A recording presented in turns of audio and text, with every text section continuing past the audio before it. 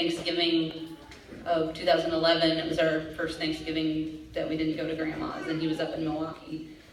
He said he played all of his songs, like his regular set list, and as he was hanging up his guitar, his sweatshirt got caught on one of the strings, and he couldn't get it off, so he ended up grabbed some nail clippers and clipped it off, and he said, I don't know, I took it as a sign that I needed to keep writing. And so he said, so I came up with this, and he sent me the lyrics to the chorus, and of course, he's a genius and all that, so I thought that was cool. I told him so. I've been reading a lot of correspondence between us the last few years. I'm sure a lot of you have done the same, gone through all your Facebook messages and video recordings and all your things. The outpouring of memories, pictures, songs has been incredible. And it's helped us a lot. Because obviously, we're all in a really crappy situation here, but we're all together. So thank you for being here today. I never thought this is what would bring this group of people together, but here we are. My plan is to just regale you with a bunch of embarrassing stories about Kyle. Because I know he would have done the same for me. And we would always say, if you die first, I'll kill you. So here you go. Yeah, I'm pretty bummed he's not here to see this turn out. He was not only my brother, but he was my best friend. Recently, he and I were having one of our many existential conversations, and he told me, everyone dies. It doesn't make us special, just like the rest of humans. And now, while that might be true, it doesn't change the fact that the way Kyle lived was extraordinary. In his 25 and a half years, he's done more than a lot of us have done in our entire lives. And it all started out pretty basic. I was 6 years old, and he was a little red, square-headed baby, and he was really fat. My first memory of him, I was holding him on my mom and dad's bed, and he was wearing flannel red Elmo pajamas, and he peed on me. And this is, I've told almost all of you this story before, so this is no surprise, but I loved him anyway. And most of his childhood is spent torturing his older sisters, myself and Ariel, secretly bleaching his hair with Sun-In until his hair was bright yellow, getting thrown in the pool by our friends, and generally annoying us with his ceaseless energy. But eventually he found music, and all of that changed. At about 13 years old, he decided he needed a bass guitar. And I had a car, so I took him to the music shop to look around.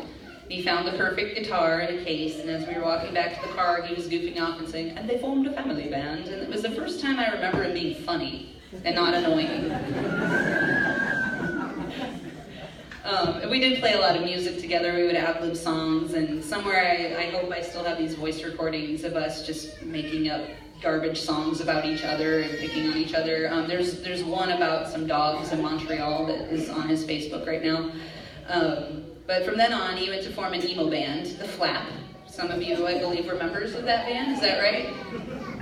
And later he wrote his country EP that we've been listening to today.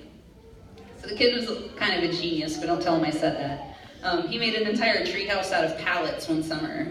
He had rigged up a kind of pulley system with a retractable dog leash. And every time I would go home, I would think about this, and I was just like, who comes up with that? But Kyle did. He also had a fishing pole with a built-in tackle box that he had threatened to patent. So if anyone wants that, it's yours now. His teen years were full of lots of shenanigans.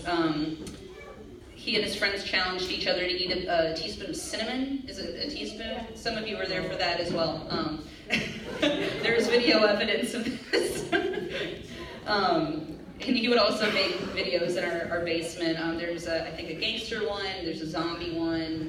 There are lots of them. They're a lot of fun if you get the chance to watch any of them.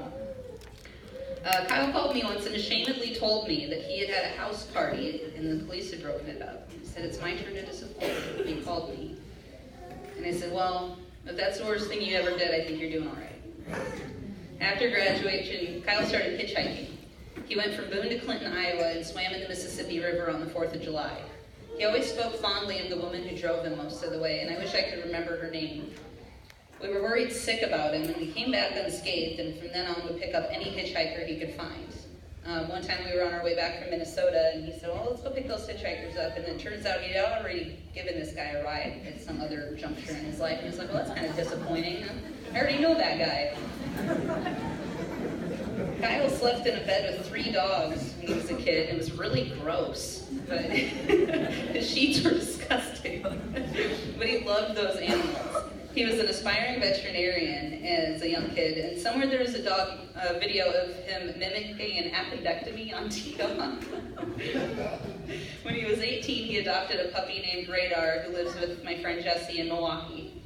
He was a majestic tree hound and would bay incessantly from his kennel in the basement.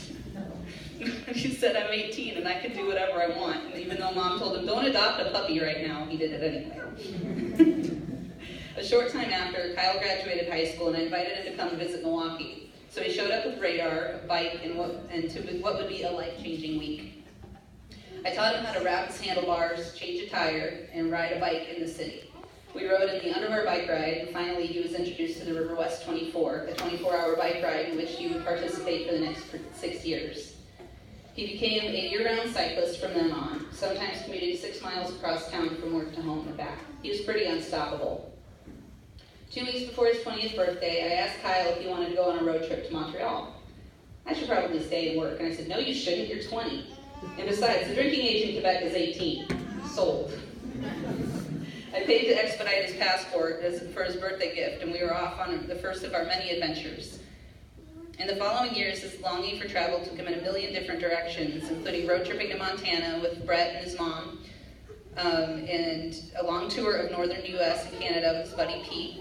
He flew to Ireland with Jory and Maddie, flew to hike some cliffs, and I remember him trying to have me pick him up from the airport because his flight kept getting delayed over and over again, which was just a repeating theme in our relationship anyway.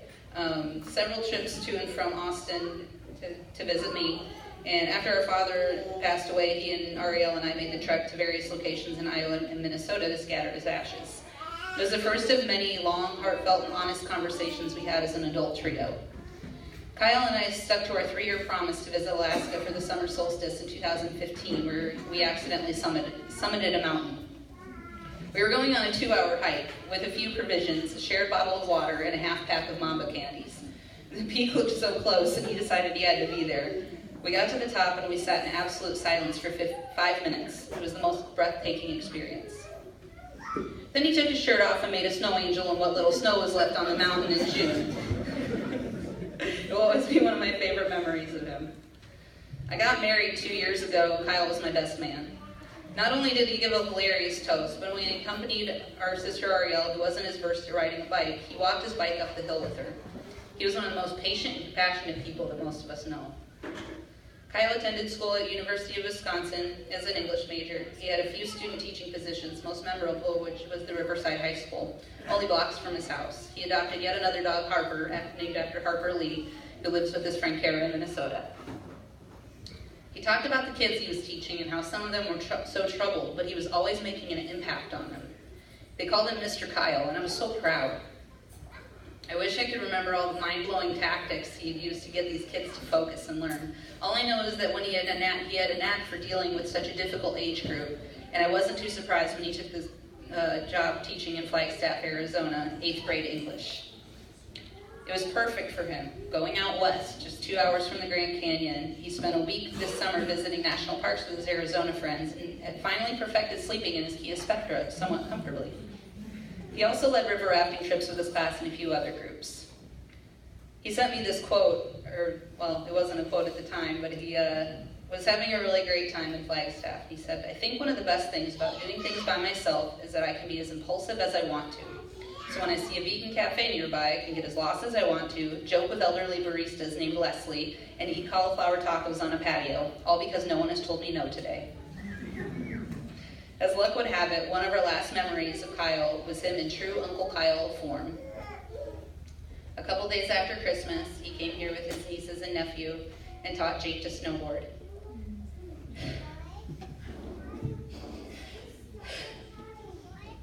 Which is an experience that I know will live on with them forever. There was a mountain right outside of Kyle's front door when he moved to Flagstaff. He started running not too long after he moved there, and he was determined to run to the top of it someday. Last year he told me he had, and he sent me a picture from the top.